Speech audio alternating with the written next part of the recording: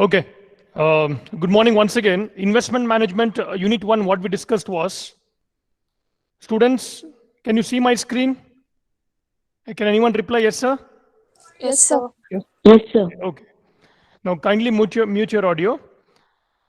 So in the first unit, it was a completely theoretical unit wherein we understood the concepts of investment, the difference between investment and savings. Then we understood the economic versus financial investment, then investment and speculation, the major difference, and investment and gambling. Then we even understood in unit one the investment process. Then we even discussed about the money market instruments and capital market instruments, wherein we discussed about the primary market as well as the secondary market. And in unit two, so we understood the concepts of risk and return. So we understood the systematic risk and unsystematic risk, and even we solved the problems related to, that is, calculation of risk, that is calculation of standard deviation. So first thing is we have to calculate expected return or average return. Then we have to calculate the variance. Then after that, standard deviation is equal to square root of variance. Then we even calculated the correlation coefficient, the coefficient of determination, then how to calculate beta, right? So we all have calculated and discussed various problems related to a risk return. Then we even came to know one thing, that if the standard deviation is high, that means the volatility associated with that particular stock or the portfolio is also too high, right? So better to avoid that particular stock since it is risky. Remember, students, if there is a lot of volatility, that means the risk associated with that particular portfolio or a stock will also be too high.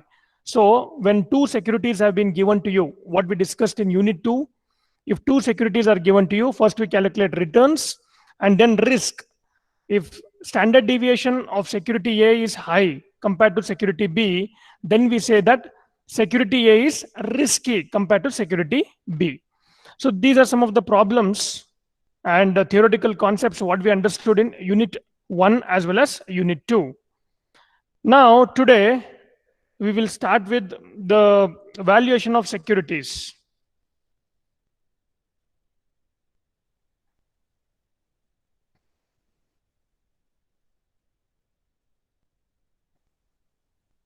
Can you see the slides, students? Yes, sir. Yes, sir. Okay, perfect.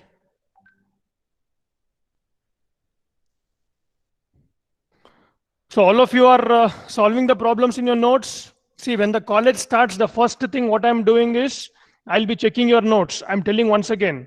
So your investment management notes should be perfect. All the problems, whatever we have learned during our online classes, that should be there in your notes. Okay. And please use a scientific calculator for calculation of your, if you're not comfortable, you can use ordinary calculator, whichever you are comfortable. And in unit 3, students, what we will understand is majorly we will understand the meaning of bond, then bond features, then we will understand different types of bonds, then determinants of interest rates, then we'll calculate problems related to solving the price of a bond given the coupon rate as well as the maturity of the par value of the bond. Then there are a lot of problems in this particular unit. So we call it as valuation, dividend valuation models related to equity. That is both theory and problems are there. So wherein we will be solving problems related to equity, that is single period valuation, constant growth model. Then we have a two-stage growth model, then multi-stage growth model, then H model, then we have three-phase growth model. So we will be solving the problems related to equity in this particular unit. So there are a lot of things to learn in this particular unit. I require your complete concentration. So that first we'll understand the theoretical concepts. In today's class, what I'll explain you is only the theoretical concepts. In next class is concerned, I'll be taking you to the problems related to calculating the price of a bond. For that, students, we require tables, that is PVIF table as well as PVIFA table. So I will be sending you through mail, okay, those tables. So what you have to do is you have to take a printout, or you can use in your mobile phone directly, and the values can be extracted from that particular table. In the final examination also, please understand, the tables will be provided to you, okay. So that is calculation of PVIF RN and PVIFA RN. It is a very simple problem, but you should be knowing how to extract those values from the table, which I'll be explaining you in my next session. But today I'll be explaining only the theoretical concepts related to bond, okay. So first we will understand, students, bond, the meaning of bond.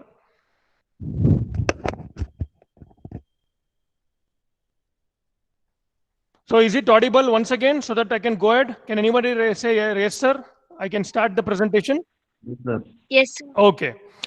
Now a bond refers to the instrument which obligates the issuer to pay predefined interest to the buyer.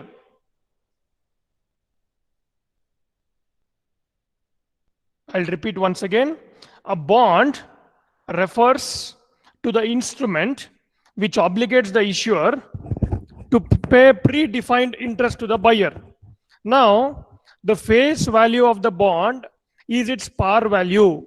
I am repeating once again, students. In the problem, you will be having the question like this. A face value of they'll be giving the face value. You need to calculate the price of the bond, okay. So please understand these concepts. I'll be stressing some of the key terms. The face value of the bond is its par value, and it is mentioned on the bond document. So bonds are generally issued in denominations of 1,000, 2,000 and so forth. The specific rate of interest payable on a bond is called its coupon rate. So in the problems, you will be asked a question like this: 1,000 par value bond bearing a coupon rate of 8% per annum, or semi-annually, or quarterly.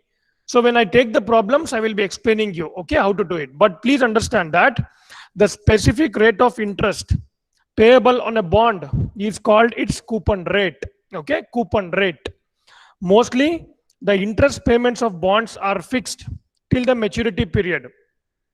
The interest payment on a bond may be quarterly, semi-annually, or annually.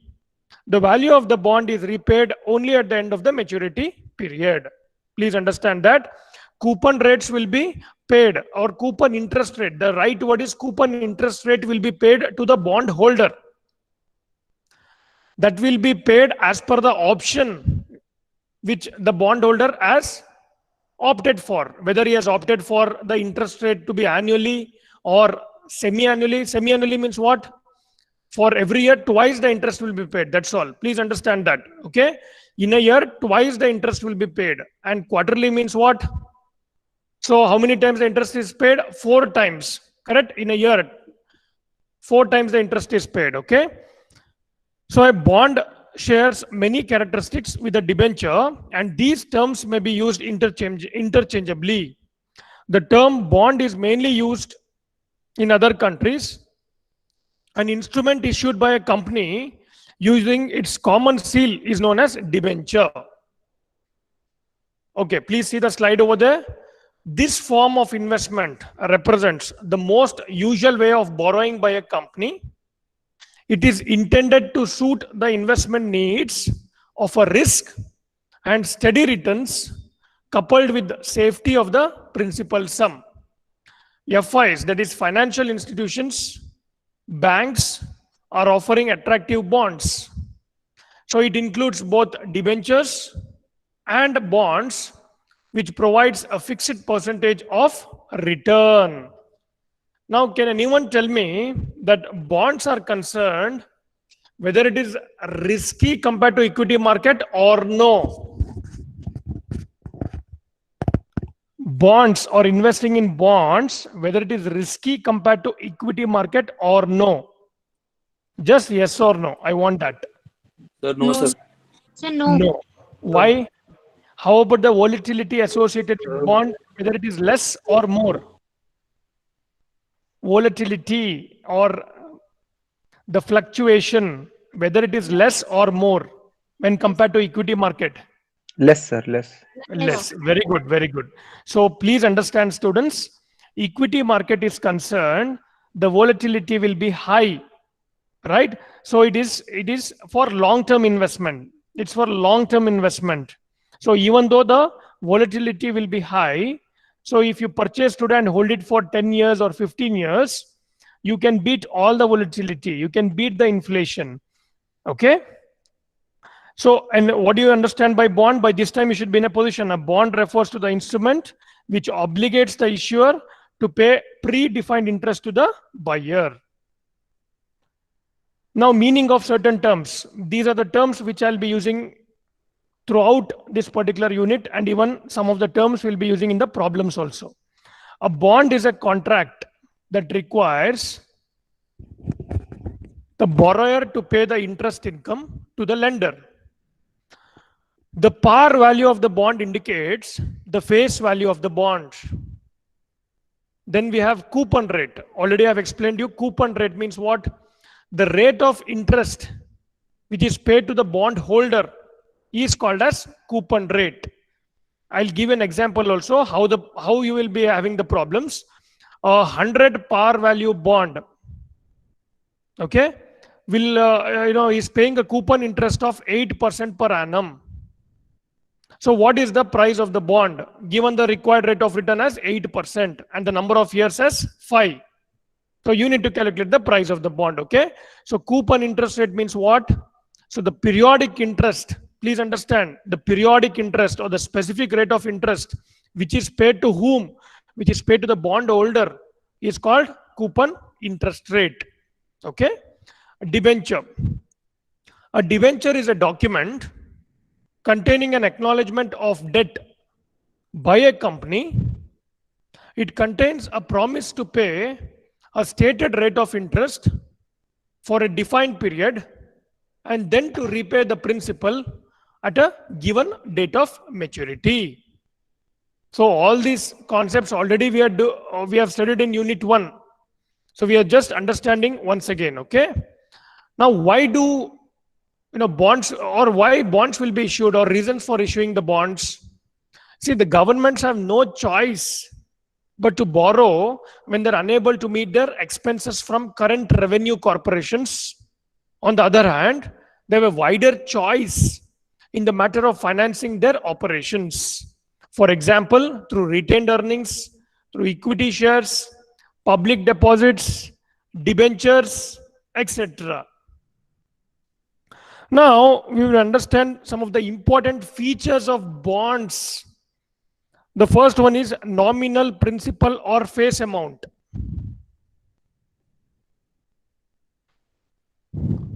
So, what we are understanding now, the important features of bonds. The amount on which the issuer pays interest and which has to be repaid at the end. Then the second important feature of the bond is issue price. See, the price at which investors purchase the bonds or buy the bonds when they are first issued. Typically, what I mentioned to you in the denomination of 1,000, 2,000 and so forth. The net proceeds that the issuer receives are calculated as the issue price. Less issuance fees times the nominal amount. Then very important, the third feature is maturity date. See, every bond has got a maturity date, okay? So the date on which the issuer has to repay the nominal amount. As long as all the payments have been made, the issuer has no more obligations to the bondholders after the maturity date. The length of time until the maturity date is often referred to as term or tenure of maturity of a bond. Then very important is coupon. The fourth, what we are studying now, students, we are understanding some of the important features of bonds. The fourth one is coupon. So what are this coupon? The interest rate that the issuer pays to the bond holders. Usually this rate is fixed throughout the life of the bond, right? Then coupon dates, that is the fifth important feature of a bond.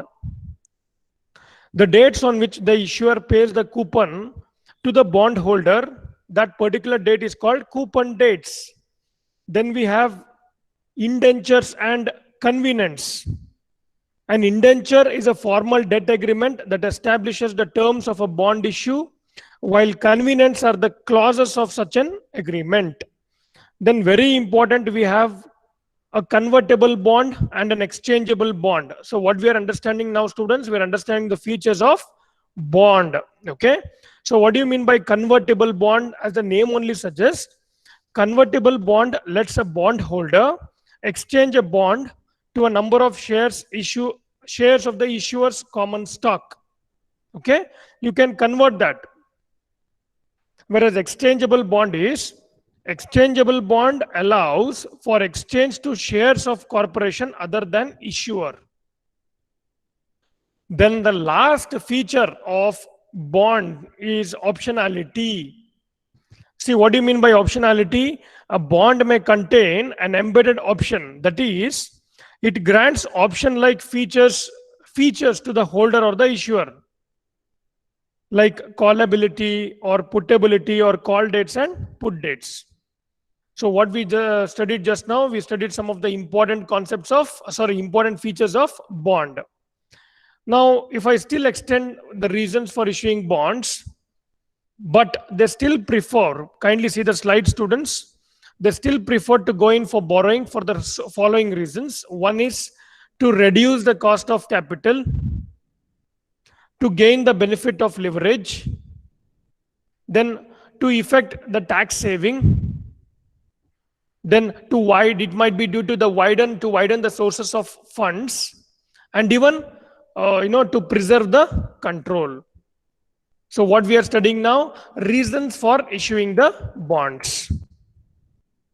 Now, after understanding the features and the reasons of issuing bonds and the meaning of bond, so very important from the examination point of view also, the different types of bonds which are available in the market.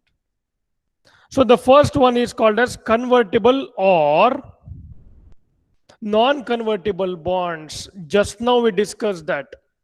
So convertible bonds are bonds which can be converted into stocks and vice versa. Please understand the meaning, okay? Then we have sinking fund bonds. So sinking fund bonds arise when the company decides to retire its bond issue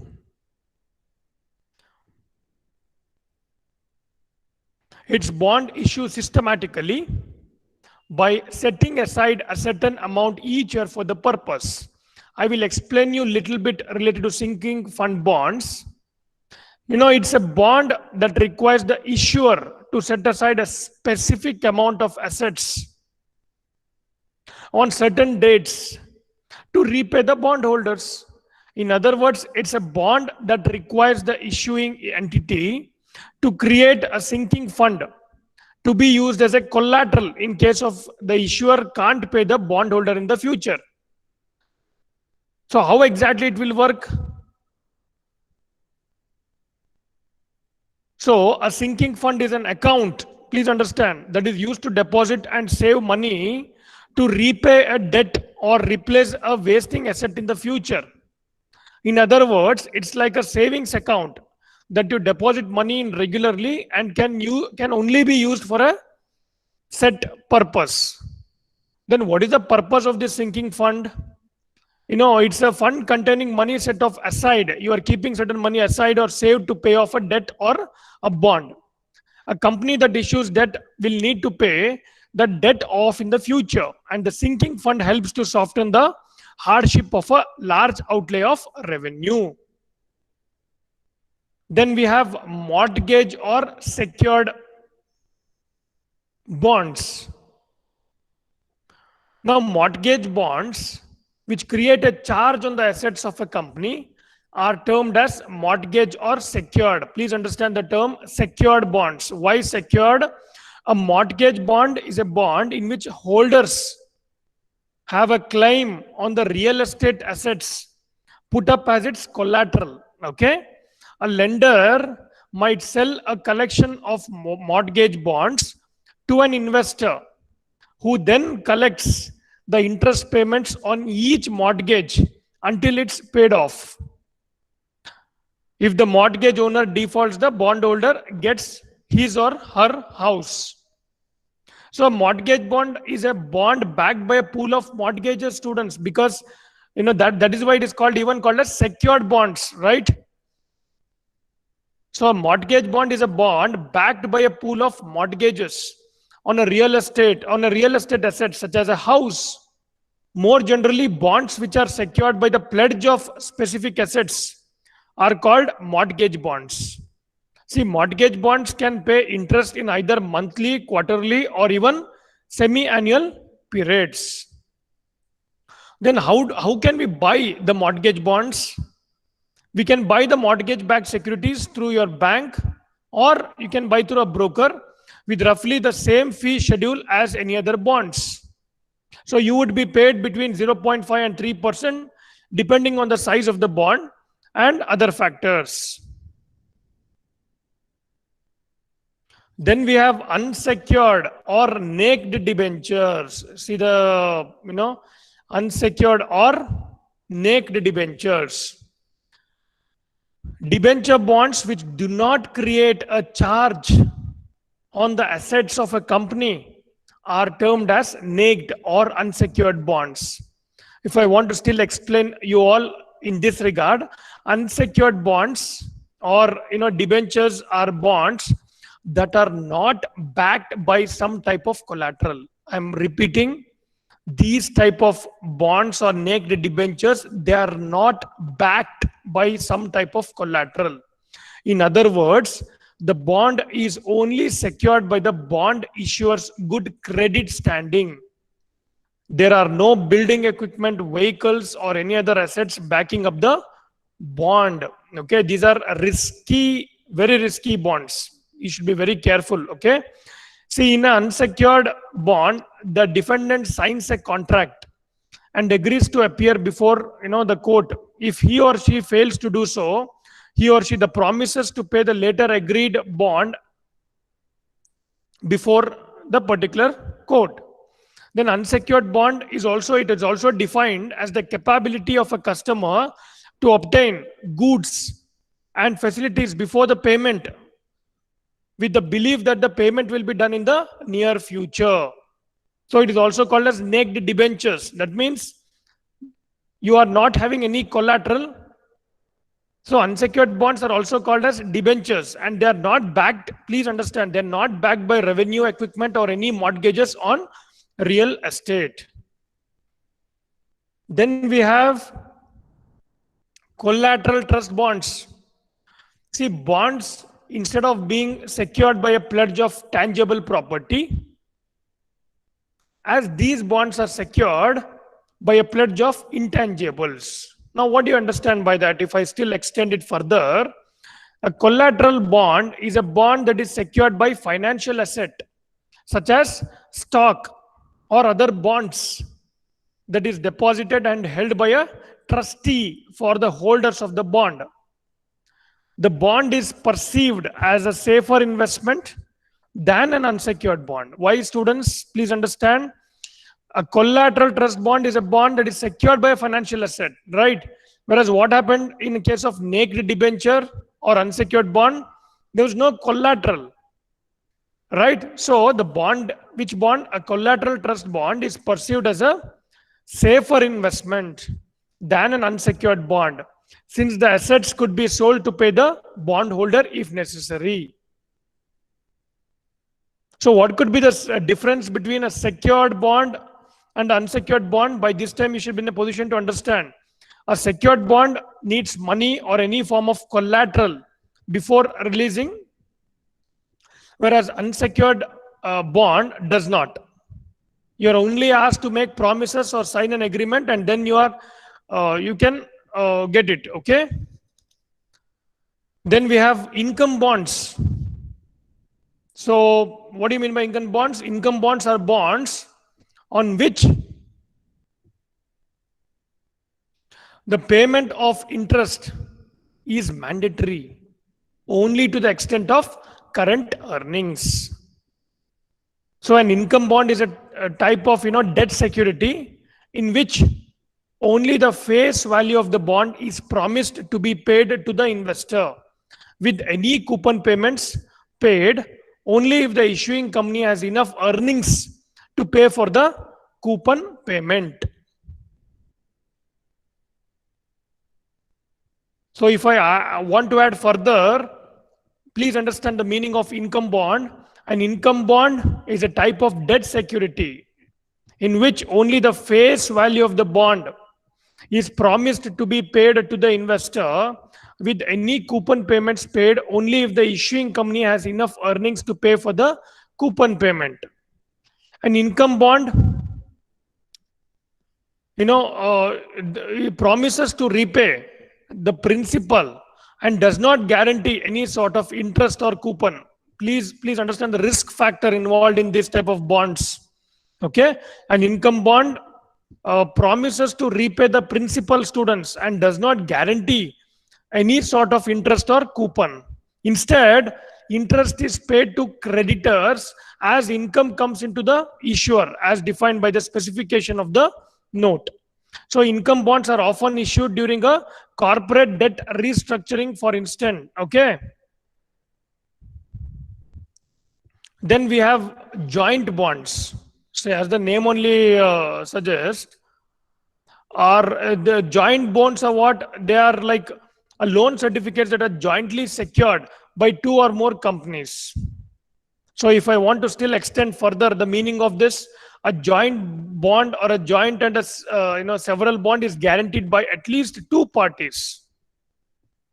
See, much like the co-signer of a loan, right? So whenever you are going to take a loan, so probably they'll be asking you joint signature or witness, right? So in the similar way, these joint bonds, the co-signer of a loan, the second party guarantees payment if the issuer defaults. Suppose if the first party default with the payment, then it is the responsibility of the witness or the second party who has signed. Why he has taken joint? Because he is taking the responsibility that if he defaults, I will be paying you the amount. So joint bonds are extremely safe investments. Please understand, students.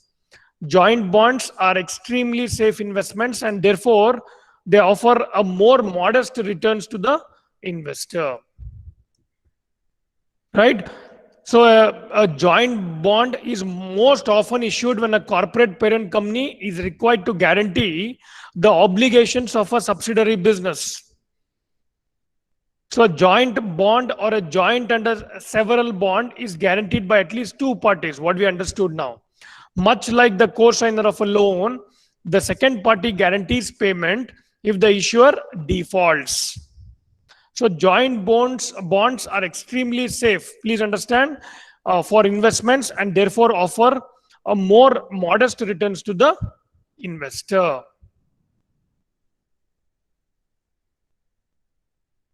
Then we have the next type of bond. See the name over there, guaranteed bonds.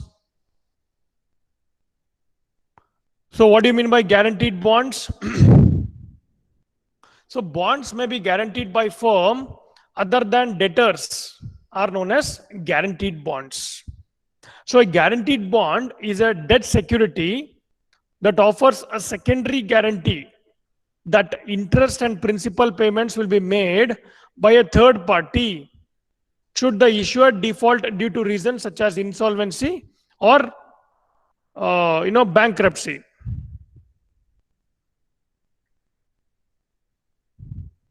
So we'll try to understand still further why guaranteed bond. A guaranteed bond is a bond whose interest and principal payment, both students, interest as well as principal payments, are guaranteed by a third party. Now we'll try to understand, okay, what is this third party involved in guaranteed bonds? So an entity that issues a guaranteed bond has solicited a third party. So what do you mean by third party? Usually it will be a bank or an insurance company or another corporation that agrees to pay the interest and principal payments on the bond. Okay. Should they, if the issuer be unable to make such payments, in exchange for guaranteeing the bond, the third party guarantor receives a fee.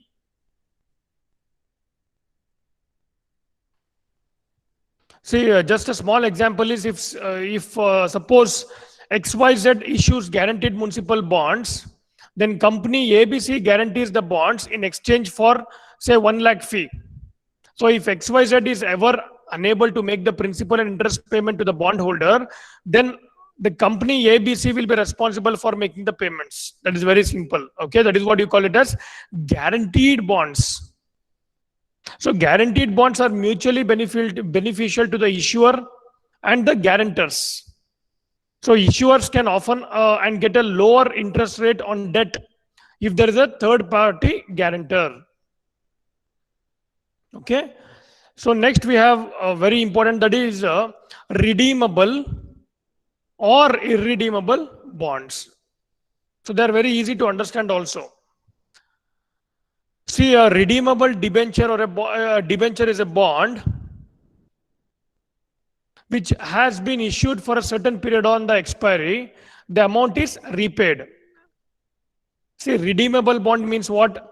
They have a definite maturity period. Suppose if you invest today, after 10 years, you can redeem your bond. That means you can sell it and get the amount. Redeem. The meaning of redeem, I'm telling you, students. Redeemable. Right? Whereas irredeemable bond means what? Irredeemable bonds are repaid only at the time of winding up. So that is the basic difference between the redeemable bond as well as irredeemable bond. Right? And redeemable even debts are those which will be repaid to the suppliers of debt after a specific period, wherein irredeemable or perpetual debt is not repaid back to the suppliers of debt. Only interest on this is paid regularly. Please understand that. Okay. In case of irredeemable, only the interest will be paid on a regular basis. Then we have participating bonds.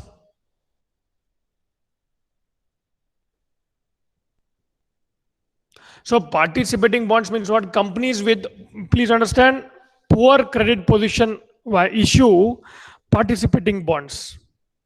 So they have a guaranteed rate of interest, but may also participate in earnings up to an additional specified percentage.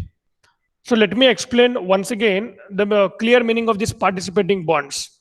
See, participating bond is a type of bond, that pays the holder, the bond holder, the dividends as well as the interest also. So it is a corporation's debt obligation which bears interest at a stated rate and entitles the bondholder to receive a portion of the corporation earnings. So if I still want to expand, a bond that besides being entitled to pay the interest at a fixed rate is further entitled to share in additional distributions on a specified basis with the common stock of the issuing company. So that is the meaning of participating bond. So a bond which allows the holder to receive a guaranteed minimum rate plus extra coupon payment up to a specific level if the issuer would manage to achieve a present level of income or profits. So these bonds thus entitles the holder additional benefits beyond its fixed rate of interest. So participating bonds are similar to income bonds and preferred stocks, except that the former type is eligible for interest deductibility. Students, these are the various types of bonds what we discussed. The first one was convertible or non-convertible bonds. Then we have sinking fund bonds. Then mortgage or secured bonds. Then unsecured or naked debentures. Then we have collateral trust bonds. Then income bonds. Joint bonds. Then we have guaranteed bonds. Then we had redeemable or irredeemable bonds. And finally, we discussed about participating bonds. So today's class, what all we have understood? We understood the meaning of bonds. We understood the various concepts associated with bonds. We understood the features of bonds, very important. Then we understood the different types of bonds which are available. Okay. So after understanding that very, very important concept, we have bond value theorems. It is very simple to understand. So for each theorem, so I'll have an example for that. See, today we will not even touch the problem, students. We will understand the theoretical concepts. So next session onwards, I will be solving the problems. It is very easy, students, provided you should be having the tables in your hand. That sheet I'll be mailing you today, okay? That is calculation of PVIF and PVIFA. Now, what do you mean by bond value theorems? The value of the bond depend upon three factors. Which are the three factors, students? The first one is, we already discussed this, coupon rate. Correct? Then we have years to maturity. That means if it is a 10-year bond, that means the year to maturity is 10. The 15-year bond, 15, right? Then we have required rate of return or yield to maturity. See, on the basis of this, very important, the coupon rate, the years to maturity, and the required rate of return, on these basis, the bond value theorems have been evolved. Okay. So without discussing much, we will go for theorem 1 or the first theorem of bond. Please understand, I'll read the statement. If the market price of the bond increases, the yield, yield, Y-I-E-L-D, yield would decline and vice versa. Now, let me explain you with example over there.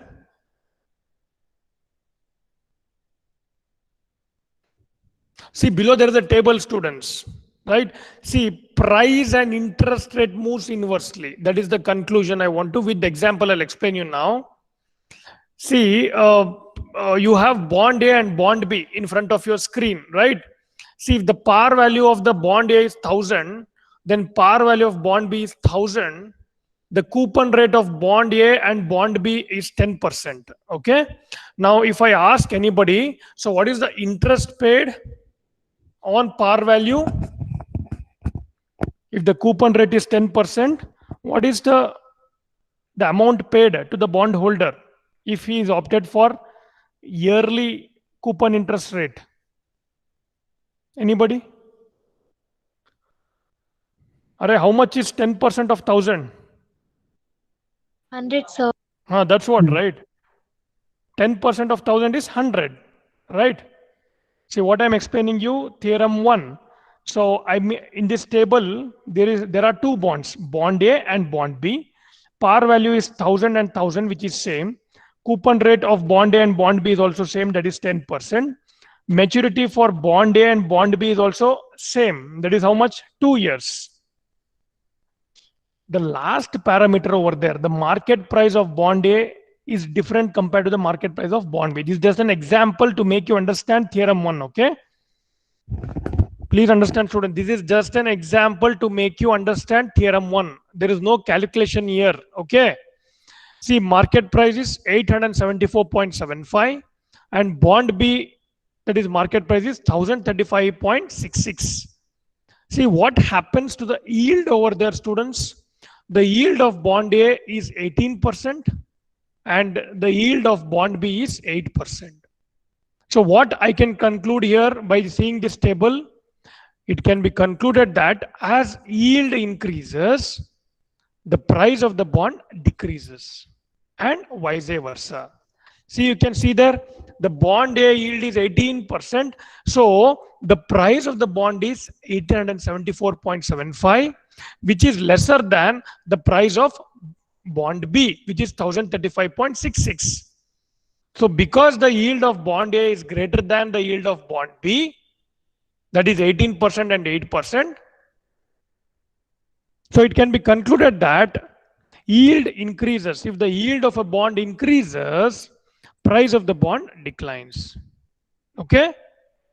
See the conclusion, students. Even though the bonds are of the same maturity, correct? See here, the same maturity means how much? What is the maturity here? Can anyone tell me? What is the maturity period here? 2 years. 2 years. Very good. Okay, in this table they have clearly mentioned 2 years. So even though the bonds are of the same maturity and coupon rate is 10% for both the bonds, the difference in the market price leads to difference in the yield. Please remember, theorem 1 clearly states the bond with the low price as high yield. So which is that? The bond with low price means I'm speaking about bond A. So bond with low price has got high yield, that is 18%. Okay. The bond with low price has high yield because with lesser amount of money, more return is earned. That is the concept here. The bond with low price has high yield because with lesser amount of money, more return is earned. How much? 18% yield I am getting on the market price of 874.75 with a par value of 1000 rupee. Okay. Next. So what is the conclusion, students, here? I already told you. Please understand the conclusion. It can be concluded that as yield increases of a bond, the price of the bond declines and vice versa. Okay. Next, theorem 2. If the bonds yield remains the same over the life, the discount or the premium depends on the maturity period. Right? So I'll explain you with the example now. You can see there, par value of bond A and bond B is 1000. Coupon rate is also same. Whereas the maturity period of bond A is how much? 2 years.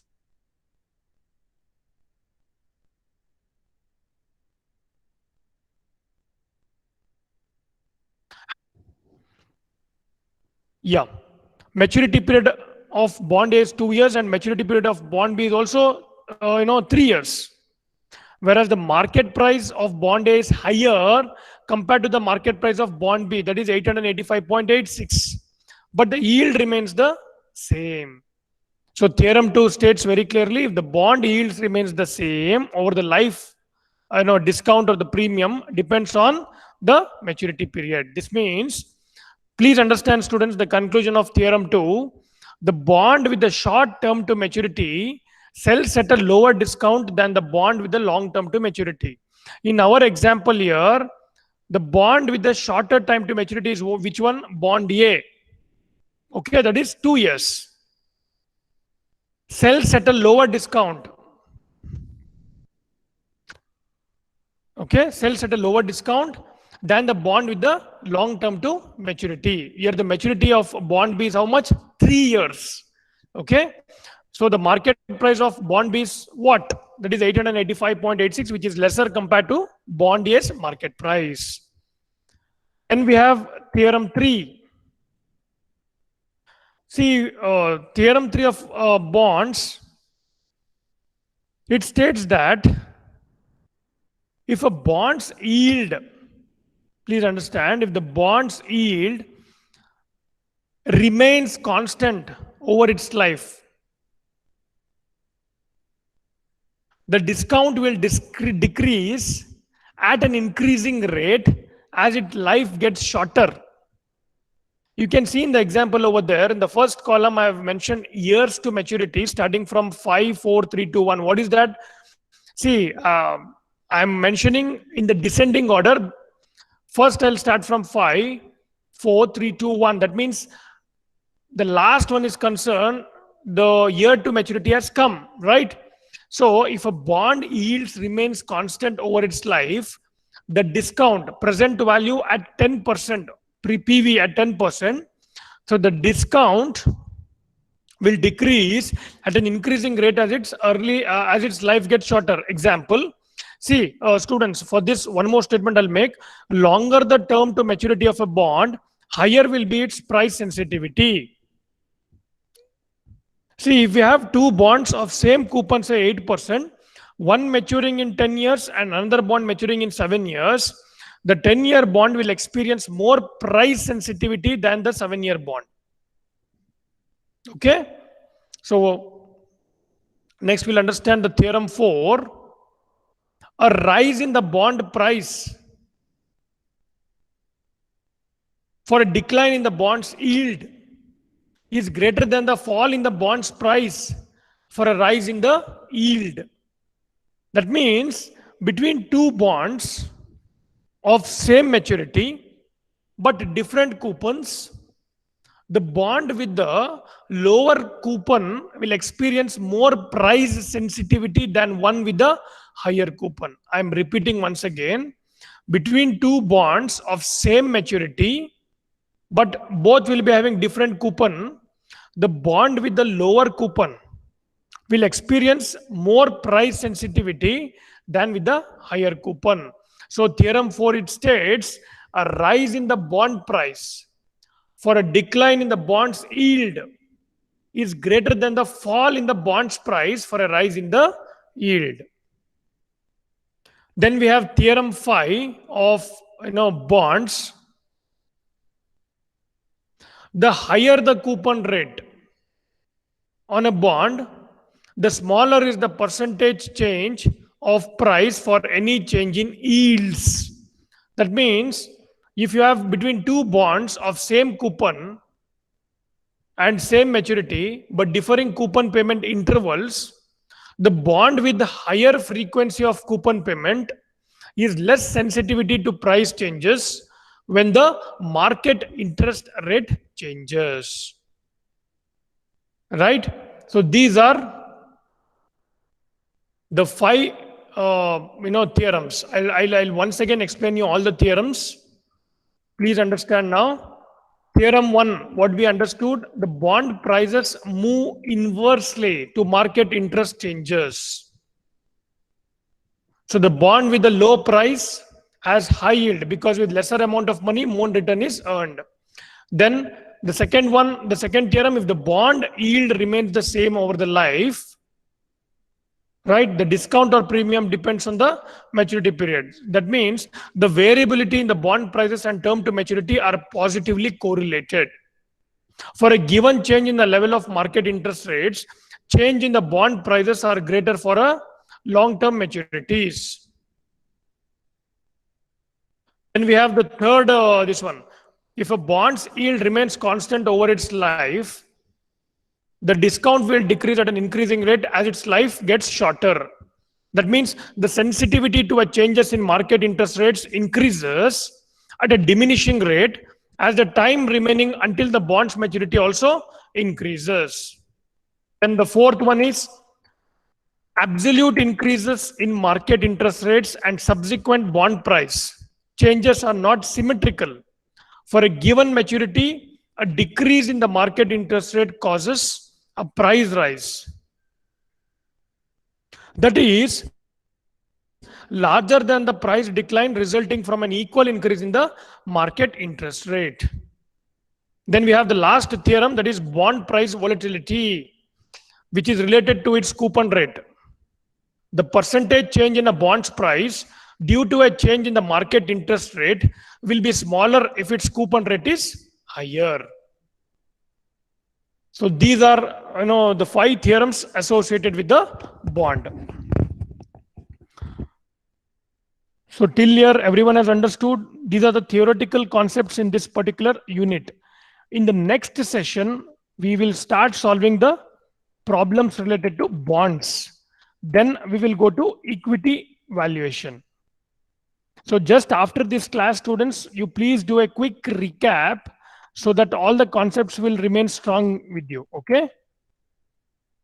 And this Saturday is concerned, I am organizing one more beautiful webinar from the team of Motilal Oswal Research related to why equity. So every week I'll be organizing one small session from the industry also related to this particular subject, so that you will be having a practical touch of whatever concepts we have studied theoretically. This Saturday I'll be mentioning now in the group also. Okay. So if there are no queries, I'll wind up the session.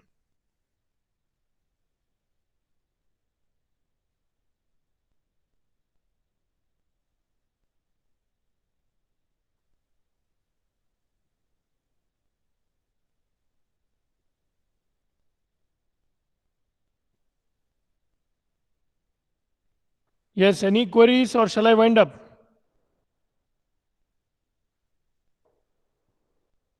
If no queries are there, then I'll be asking the questions. Okay, fantastic.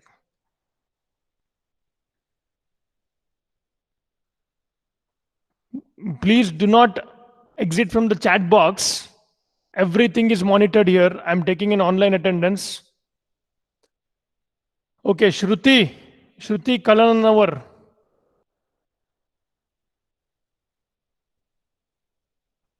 Shruti, good morning.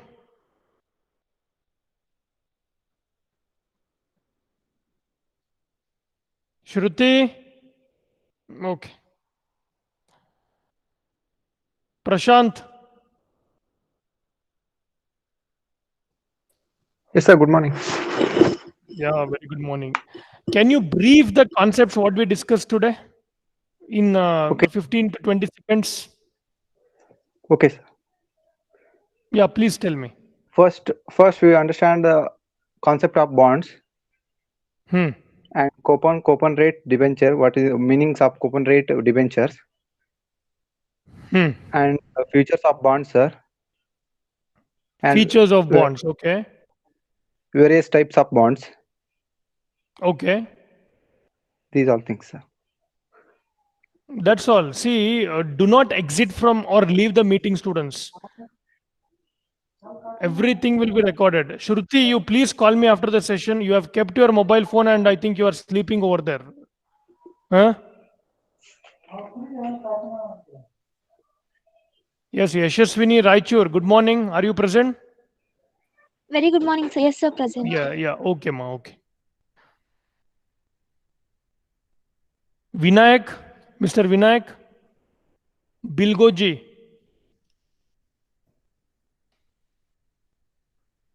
Vinayak, Vani Podar. Good morning. Good morning, sir. Okay. Srinidhi Nayak. Good morning. Yes, sir. Good morning. Srinidhi, what do you understand by redeemable and irredeemable bond? Uh, Redeemable means we can get it whenever we want. Hmm. Um, and Okay, I will not tell you an example. You redeemable tell me for which a is redeemable and long irredeemable. time. Yes, sir. Okay. Now, I invest today. After 10 Yes, years, sir. there's a maturity period of a bond. So that is redeemable or irredeemable bond. Sir, 10 years. I invest today. Yes, sir. So the maturity period for that particular bond is 10 years. That means today is 2020. 2030, I can, that is the maturity period of the bond. That is redeemable bond or irredeemable bond. Um, so, Yes, tell me.